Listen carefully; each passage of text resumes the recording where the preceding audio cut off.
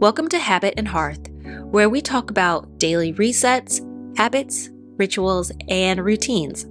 Hi, I'm Lacey. Today on the podcast is about something we all kind of roll our eyes at. Routines. Yeah, I know. You might hear the word routine and think boring, rigid, or too much like the 9 to 5 vibes.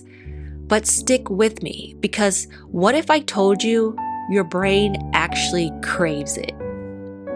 Crazy, right? But first, if today's podcast has resonated with you in any way and you'd like to support Habit and Hearth so I can continue to bring you new and free content, I've set up an account on Buy Me a Coffee. Through this easy-to-use donation-based tool, you can support Habit and Hearth with monetary donations.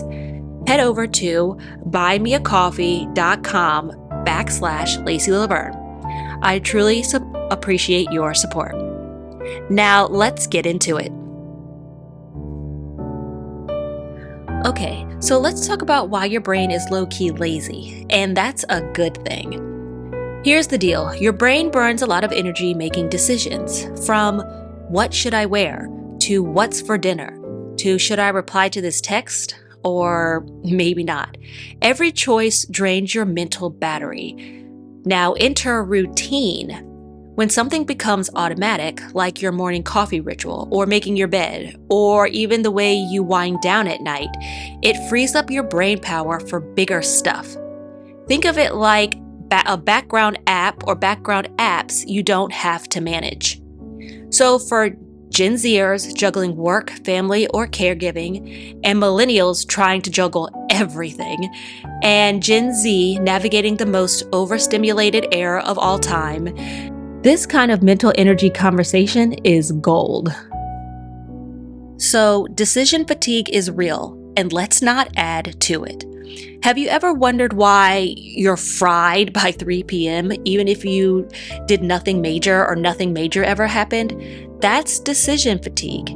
It's the reason why Steve Jobs wore the same outfit every day, not because he was lazy, because he knew his brain only had so many good choices in it per day. Having a constant routine, like knowing Tuesday is laundry day or always journaling after dinner, removes some of the micro decisions and gives your mind some peace.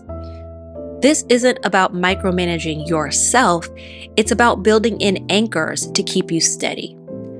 So here's an example, and I titled this Theme Your Day Without Overscheduling.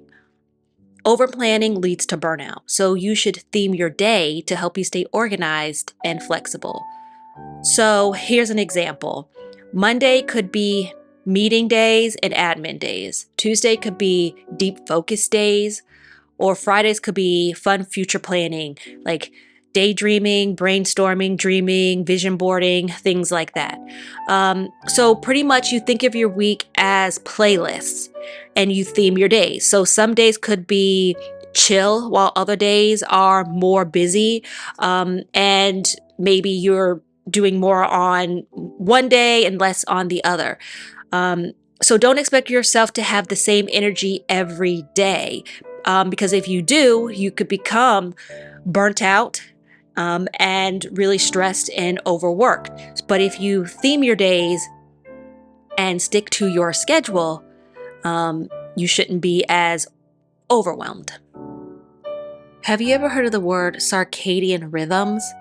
That's your brain's internal Spotify playlist. So our body runs on natural rhythms, kind of like your favorite playlist on shuffle. When we sleep, eat, and move at regular times, it helps us regulate our mood, our focus, and even our immune system. Now, pulling all-nighters or doom scrolling until 1 a.m., that's like rap music during a yoga class. Your brain's like, get me out of here. So whether you're trying to reset your sleep schedule or be more creative or just stop feeling like every day is Groundhog's Day, small routine tweaks matter. So what you want to do is you want to regulate your circadian rhythm, which is your brain's built-in clock. Your brain runs on a 24-hour cycle called your circadian rhythm. Say that fast 3 times. It controls when you feel awake, when you feel tired, hungry, and then even how you focus. And guess what? Guess what keeps it running smoothly? Consistency. So what you want to do is you want to wake up and you want to go to sleep at the same time each day, and even on the weekends. Your brain loves predictability, and Gen Z, that means less than 2 a.m. I would recommend getting morning sunlight in the morning.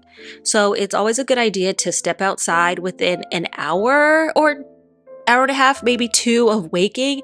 It boosts your mood and it tells your brain, let's go. Eating at regular times. So kind of eating maybe a breakfast slash brunch, lunch, and then dinner. Skipping meals or eating at odd hours can mess up your energy. So keep it steady, even if it's just a light breakfast or brunch. And then moving your body. A short walk or a stretch in the morning, midday, and even afternoon helps set your internal rhythms, and it improves your sleep later, actually. Makes you feel more sleepy. Cut screen time. So what I mean about this is turning off anything digital, like your TV, your phone, game console, anything electronic. Try and turn those things off before you go to bed. So try a screen sunset. And those are in parentheses. An hour before you go to bed to let your brain wind down, and kind of just chill out. So these small tweaks can help your brain know what to expect, and that leads to better focus, energy, and rest. Routines calm the chaos without killing your vibe. So I'm just going to be truthful and honest here.